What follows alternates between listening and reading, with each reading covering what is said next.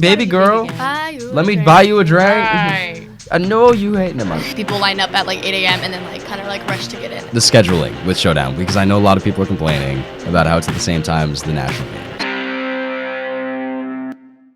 So tell me a little bit about the scheduling with Showdown, because I know a lot of people are complaining about how it's at the same time as the national games. So how did that whole thing set up?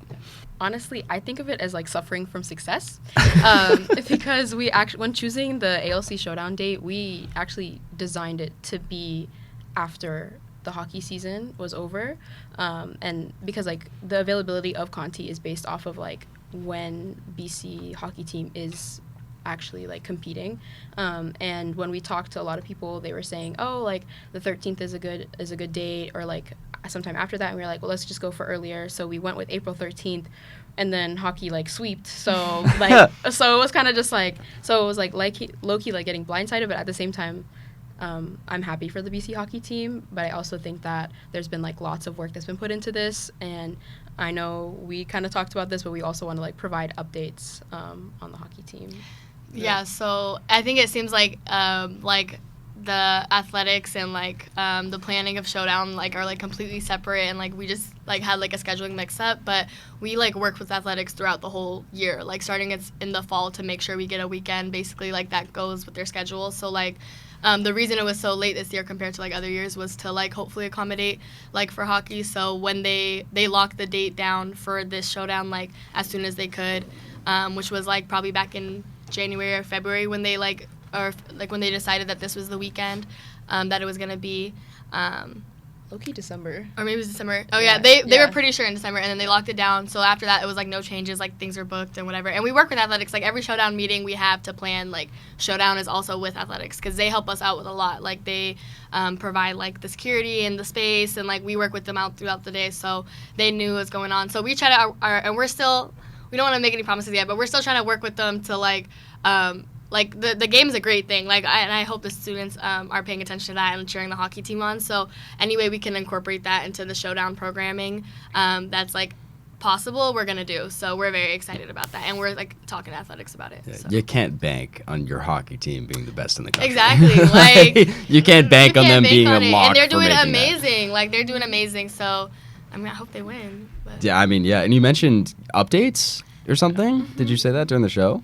Yeah, we probably will give, we want to keep y'all updated, so we're definitely going to, like, when we'll have check-ins with the audience like we usually do every Showdown, and so hopefully be able to give you guys some updates about the game during that, and so that people are still in the loop while watching the dances. I'm preaching to the choir by saying it's such a production. At some point, you can't move it. You know? Yeah, like, exactly. Like we talked to Lubin's last year about it because he was host the year before, 2 years ago. Mm-hmm. 2 years ago. 2 years ago. And he was like, it's $100,000 production. Exactly. Like, you can't just move at it. all. Like, I've had people come in left and right because like I was not very quiet about the fact I was going to be talking to you guys at some point, and they were like, why? Like, ask about why they can't just move. I'm like, what do you mean? It's a huge production. It's planned months and months in advance, and it's a lot of money. And a lot of people are booked. Like, a lot of people have put that in their calendars to work the event for months and months and months. So. And we had a production meeting, like, earlier last week, and, like, when they showed it to us, like, trying to move it is basically impossible because, like,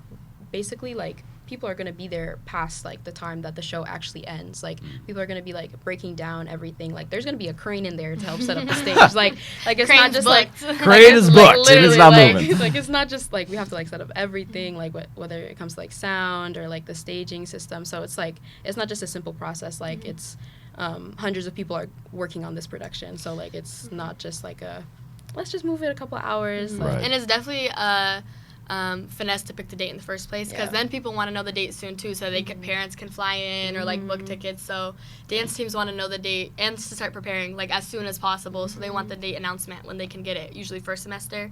But then to like accommodate hockey, we have to like wait until we like see what their schedule is looking like. So it's basically just we gotta deal where we can fit in and then make the best of it. So I mean I'm happy about it regardless, that it's gonna be a great show, but yeah, just one of those things. Yeah, my parents flew in last year. Yeah, it is a thing. People are waiting for this date. Yeah, I mean it is. A lot of people call it the biggest event at BC every year, and I mean how many tickets are there to sell out? Like 5,000 or I'm something based- crazy like that? Yeah. I'm thinking because we were sold working. out. It was sold out. We were looking at last year's script, and I think it was about 53 or 54. Yeah, I think it Wow. was around like Yeah. 5,500. Yeah. I mean, until this year at Hockey Games, that I'd never seen Conte full Yeah, until exactly. Showdown last year. Yeah, No, exactly. Like, And it's so cool being able to see it full too. And to know that like we're a part of it. Yeah. It was actually cool because last year I was sitting like we all get like assigned different jobs, and my job where I was sitting in the visitor section, and the person behind me was like, I came to the first Showdown that ALC had like almost like 20 something years ago. Crazy. And he was like, there was like 5 people. It was like a very small production. To see it like everybody fill up Conte is like, it was such an amazing feeling, and like I'm hoping we continue that this year. yeah, it's crazy, the culture Actually, around dance here, and weird. Yeah, I know. It's something Really I never weird, knew but- about BC until you're here. You're like, you don't realize how whatever. big it is. People they say that on like the tours now. Yeah. Like we're Yeah. dance school. Oh, yeah, like, we're what, literally what the fuck does that mean? Hockey and dance, like our Hockey two dance, together, hockey and dance. yeah. It's not a bad combo No, to have, exactly, in my exactly. opinion. But tell me about like script writing stuff. 'Cause are you two emceeing together? How is it working this year? Yeah, This is we should huge. be. This is huge. So usually it's like You're coming a little bit director- closer to the oh, mic. sorry. No problem. No Usually it's director and assistant director that MC, and so I think we're probably gonna keep that tradition going on this year too. And we're doing the script writing right now, and like some of it is also like we work with the dance teams. They have to get the production info and like show order and stuff. But then the rest of it is just us like coming up with it. And the script writing is definitely one of the parts that makes me more nervous. But I have a film pro right here, so Not too much, but I think it's I remember last year, like, a lot of the stuff was like, okay, like, how do we make this entertaining? How do we make this, like, something that people are actually, like, going to enjoy? Because, like, obviously you're here for, like, your friends and, like, to see, like, all they're the here hard for the work that they dancers, put- for Literally, y'all. They're here for right, y'all, and but we're just there also. Yeah, exactly. And it's just like, okay, so how do we, like, keep it cute, but, like, also, like, make it interesting? So it's going to be interesting to see it play out on the day. And also just making sure we highlight what ALC is about too. I think is a big 100%. thing with the script. Because at the end of the day, it's like a culture show, and it's like Ahana Leadership Council. So I know like in the like lights and dances, it can like get lost. And like it's for the winners like give back to charity, and it's like it is a big thing. So just like making sure people remember what the purpose is and like how it benefits the Ahana community at BC is like an important part of the script making part too. Right, and the change in the rubric a couple years ago is a big part in that. I know culture wasn't as big of an issue big of a like topic for the dance like planning, but I don't know how long ago this was. I don't know if you remember this. How long ago they changed the rubric to make it so culture is like a big aspect in the rubric. I think that maybe the initial change was possibly like 2 years ago. I know every year, like when the judges are picked, like they see the rubric, so like tweaks and stuff can be made to like help them better score, and then the teams are all aware about it. But culture is definitely like something that like there's usually 4 main categories on the rubric, and culture is one of them. Yeah, tell us about the breakdown.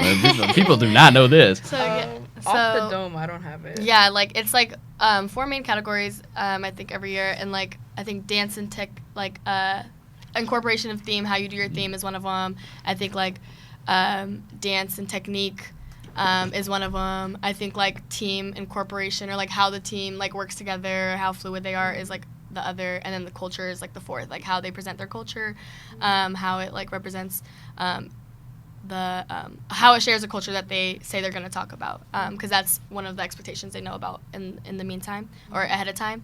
So yeah, like, and the teams all see the rubric, and the judges all see the rubric, and it definitely can be tweaked. Wording can be tweaked from year to year, but culture will always probably remain one of those big categories because it's a dance cultural like showcase and event. So we definitely want to leave that in the rubric. It also just intrinsically makes the dances more interesting. Exactly, and I think it forces teams to be unique and like different, because there's like a lot of them have shows already that they do throughout the year, and like they do amazing things in their shows. Like I go to a lot of them, but it's a different type of performance to like challenge them. Like they're forced to. Oh, you have it right there. Oh, we have a To rubric. incorporate. I have the rubric. Okay. So the 4 Yeah, I categories. wasn't hiding it. They have it. It's there. The 4 categories are culture, knowledge of choreography / technique, stage presence / group dynamic, and creativity / presentation of theme. Was I pretty spot on those? You were right? pretty. Yeah, right. That was it. You weren't. That wasn't necessary. Well, we had it locked down. No, just for confirmation, it's good that they got it confirmed. But yeah, so culture is a big part, and the teams know that, and they're made aware. So Yeah, and like I was saying, it totally makes it so much cooler. I mean, like Musty's last year. Come on. Yes. Come on. Like, Come on. exactly. That Like, shit was awesome. And we interviewed them right afterwards. Or when did we interview Suhani? Right afterwards or earlier? It was like a week or two after. Okay, yeah.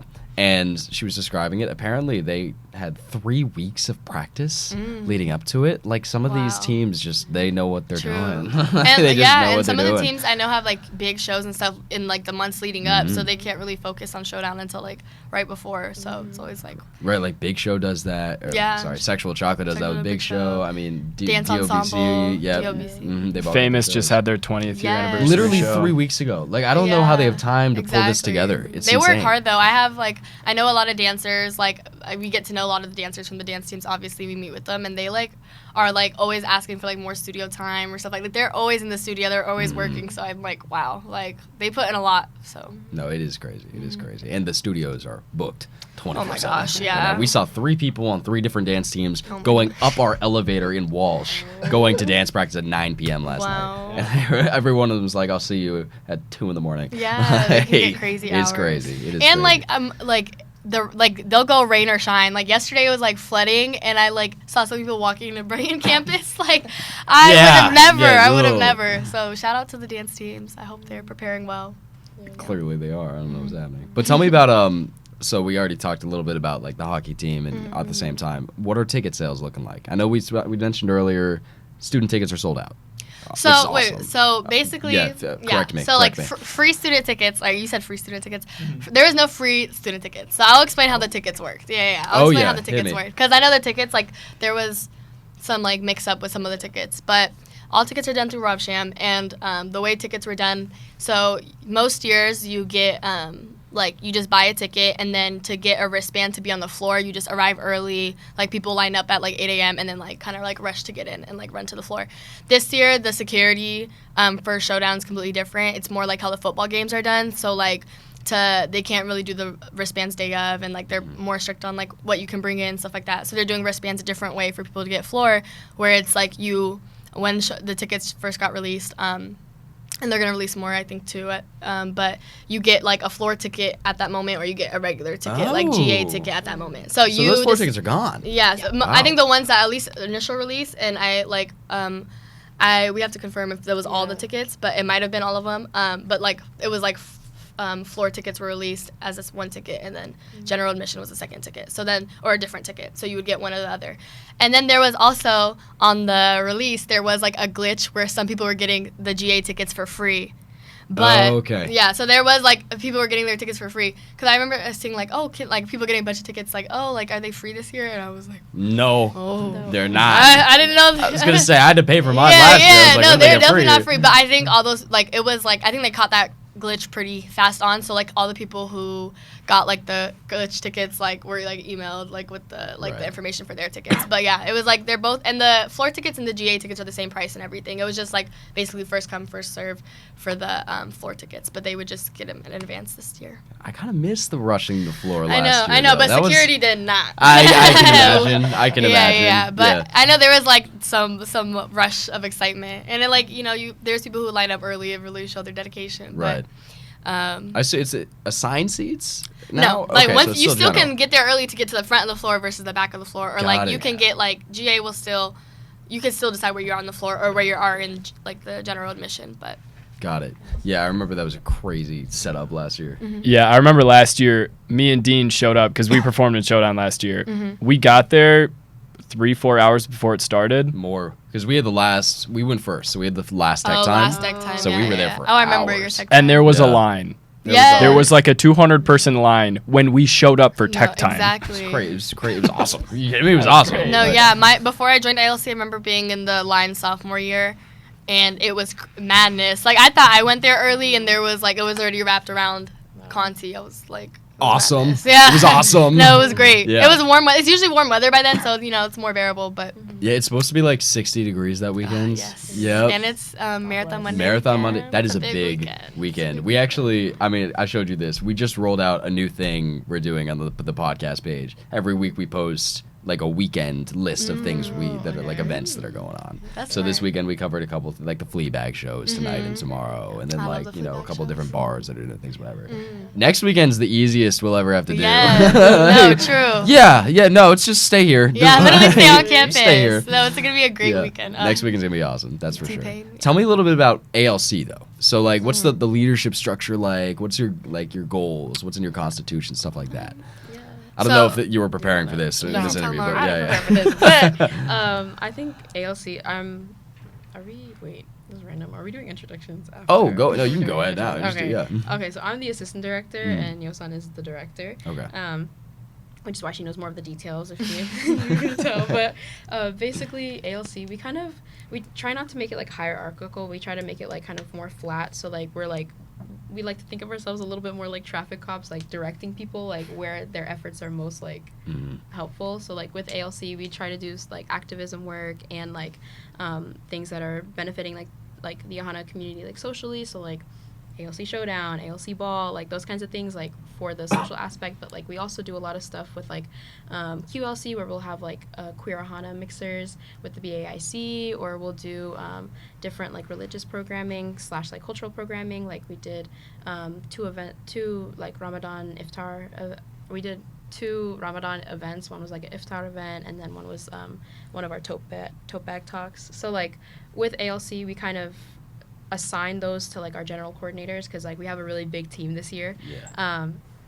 And I don't know, I feel like we just do a lot of delegating, and like it's a very like familial group. I feel very close to a lot of the people. Like I don't think that I'm above anyone because I am like an assistant director. Like I think the work that everybody does on ALC is valuable. So and I really think cool. the way that UGBC, because ALC is part of UGBC, and it definitely is like really complicated. I think before you're a part of it, like before, even my first year in UGBC, I think I did not understand how it was. So I like, still don't get it. Yeah, no, exactly. So ALC, like we're one of the DEI branches of UGBC. So like their DEI branches are QLC, CSD, and ALC. So those are the 3 DEI, diversity, inclusion, equity councils. And then we make up Ahana Leadership Council, and we're the ones who throw Showdown and Ball and like other events. And like we work with the culture clubs on campus a lot. Like that's what our roles are.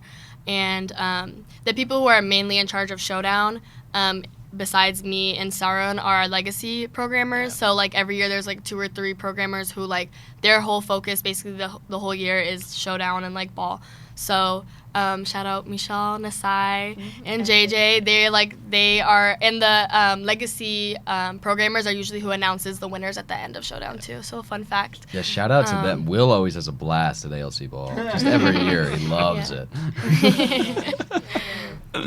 Not so much the next morning, but No. It happens. I think this is the second year now. Yeah. So This is okay. The second So year we've been to all program. the ALC balls. Look at that. Yeah. That's tough. So you said you joined ALC sophomore year or junior year? I joined I joined UGBC my sophomore year, but I joined ALC specifically my junior year. Okay, and then when did you get involved with it? We technically joined at the same time, but it was my sophomore year when I joined ALC. Okay, Yeah. okay, so you're getting a leg up here, essentially. Exactly. Just a little bit, just a little bit, yeah. Exactly. So what was because obviously, like you said, y'all are the traffic cops. But what is the structure like for voting? Is it kind of like any other club, or how's that work?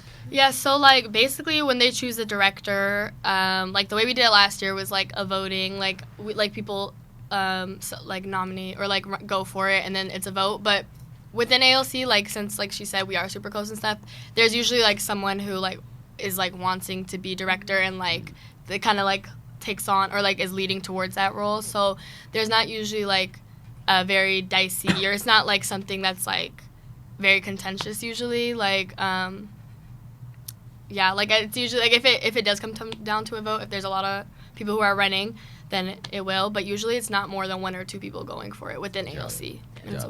And then I just lost my sentence. Oh, okay. So for like the rest of the positions, you just apply, and like everybody on the team like reapplies for different positions because we accept like a lot of general coordinators and like fresh reps. But the assumption is that they'll go into like different like other positions in ALC. So like the director is usually in charge of like picking and building the team basically. So we did we got applications in the summer. They do applications for every of the divisions in the summer, and then me and her spent a lot of time in the summer and the other UGBC people reviewing all of them and doing interviews, doing all that, and that's how we pick the members. And then they renew every year, so they have to reapply every year. So that it keeps since it's a part of student government, it's a position you have to keep showing that your commitment to. So is it like you said, part of student government? Is it a vote among student government or just people that are involved in ALC? For ALC director, yes, it's within ALC, it's within the club, and then so you guys are like apart, but y'all are your own thing. Exactly. So we kind of operate on our own. We have our own meetings every time, but I meet with the other UGBC leaders every week as well. So it's we have our own complete world that we work in, but they support us and we do a lot of things with them too. And, collaborations. That's a really cool setup. Are there other parts of UGBC that are like ALC that are kind of their own thing, but under the there's the Senate, which is a whole other beast, which is under the vice president. Senate, yeah. I've been to one Senate meeting. Yeah. In my So time, Senate is we don't DEI and Senate we don't or we do we have one person in ALC example who's part of Senate. Okay. We all kind of send a rep. Who is that this year? In Ghana. Okay. I don't think I've met her. She's our policy coordinator. She was actually on Masti last year. Oh, really? Okay. Yeah. Then I probably have met her. We have winners on this team. We have winners. We don't take losers.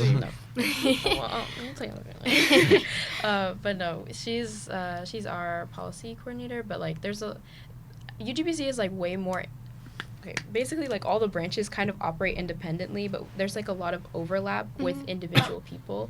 So with policy, they'll also go to intersectionality meetings, which are with all the other DEI branches, or with Yosan, she goes to all the branches have directors. So they all so she meets with all of leadership, and that also includes some admin for UGBC. So we're all aware of what each other is doing, but we operate separately basically, unless we're trying to collaborate with each other.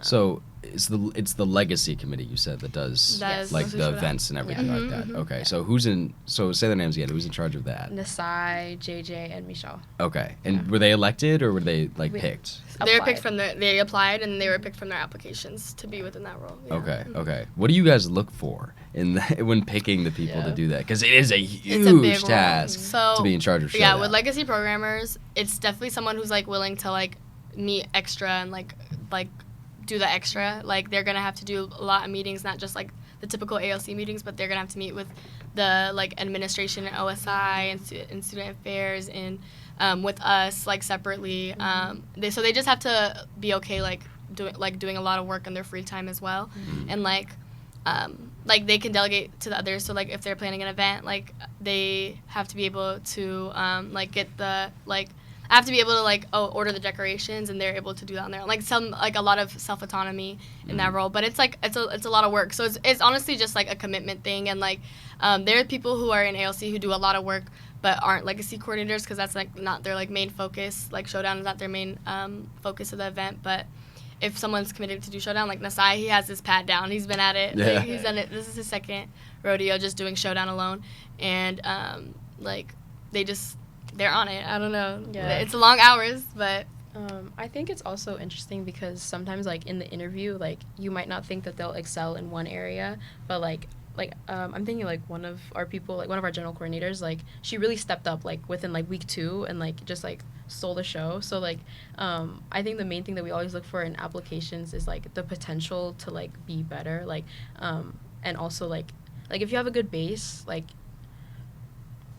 I'm thinking of one applicant specifically that had applied, but the reason we didn't accept them was because it just seemed they had too many commitments, and we wanted somebody who would be able to commit 100% to ALC, but then also is capable of. He's giving me hand signals. Okay, I'm trying to figure out what he's doing. I'm low-key trying to interpret at the same time. I'm what's going on? What is that? But, okay. So with when it comes to accepting, denying who comes into ALC, it usually means are we sure that you can actually dedicate your time to this? Because don't get me wrong, I love being involved in a million different things, but ALC is one of those things that's pretty time consuming. You don't realize it when you're reading it. You're oh, it's a 1 hour meeting a week, but it's no, you're gonna you got emails to send, you got lists to make, you got events to coordinate, everything. So just kind of seeing that drive to build the Ahana community. And being flexible, I think. Yes. Like, we have to adapt a lot. Like, you never know, like, especially like an event like Showdown, like, you never know how something's gonna, like a hockey game, for example. Like, you never know how, like, something's gonna go a certain year. So just being able to, like, take things how they come and, like, shift. Like, we have to do that for a lot of events. Like, shift last minute, like, go do something. And it's okay when you have, like, a team that's, like, willing to do it with you. So they're all great. They're so amazing. And speaking of stepping up and improving a little bit, what new things can we expect for Showdown this year compared to last year? Why are we laughing? What's happening? I'm scared. I don't know. Maybe. You're hiding something. You're hiding something. Maybe we have a special dance team for you guys this year. A surprise dance team. What? That's all we'll say about that. That's all we'll say about that. Oh. I Okay, like flamethrowers. We're getting those too, right? Flamethrowers on the side. Okay, I don't know about right. flamethrowers. No, but okay, fine. No. Remember, it's like at the balcony. Oh, Right. yeah. Right. Stop gaslighting me. Oh yeah. Stop. Yeah. Sorry. Like. No, you're right. Actually, on that note, because I know the winner, so Musty last year got to dance with Flo Rida. Are we doing the same thing this year? What's happening? So I know. How does that happen? Yes. I don't know how they finished. Yeah, I don't know, or I don't know exactly how it went last year. I know like homecoming court. So like every year, homecoming court meets the Marathon Monday artist is like something that they do. Okay. So I don't know if they also include like Showdown winners in that, if they did that last year. If it But- is, it's not us. Kudos am I to y'all, really it's not us. But who knows? Maybe that's a good incentive. I would dancing with T-Pain sounds amazing. That's a pretty good like, incentive to right? work to twerk your ass put in off, those extra on hours. stage. No, yeah, true. yeah. I've been wanting him to come for so long. Like it's She actually called a problem. T-Pain. She was literally Like, I like, was I like, wish Called him T-Pain up. would come. Please. I don't know who Someone was read her mind. I don't know who was listening in the background, but I was like, yeah, we need T-Pain. I've been saying it since last year. So They're getting a lot of hate for that for some reason. I don't understand it. Okay. I like Y'all T-Pain. not getting I like it because T-Pain. he's Baby gotta be big girl. again. Buy you a Let me drink. buy you a drink. Right. I know you hate. Never mind. Elbowing my way to the front. Trust and believe. If people are not liking it, maybe that means there's more tickets.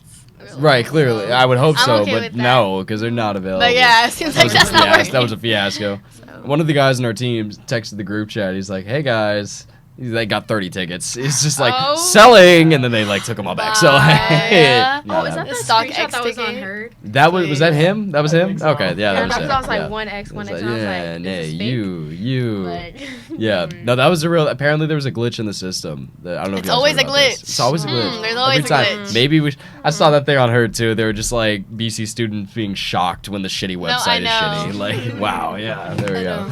So, like Rob Sham tickets, like scam front. No, I've heard that. I'm like, there's I don't know. Ironically, Ticketing Rob is from hard. Box Office follows me on Instagram, Really? and I'm very.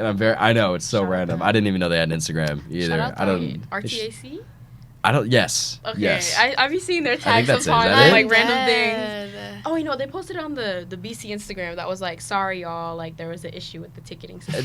They post that twice a week. No, it's fine. Yeah. They'll get there someday. They'll get there. I believe in them. We'll They just figure need to it update their website. That Yeah. 2007 interface isn't working anymore, Yeah, but it's true. it's okay. It'll be okay. I feel like a student can make like a replacement website. Like I feel Oh, like we have easily. students that can make a website that's more functional. I mean, we've got alumni that like have their own like apps and stuff. Probably right? alumni They should like be able to Ticketmaster figure it or out. something.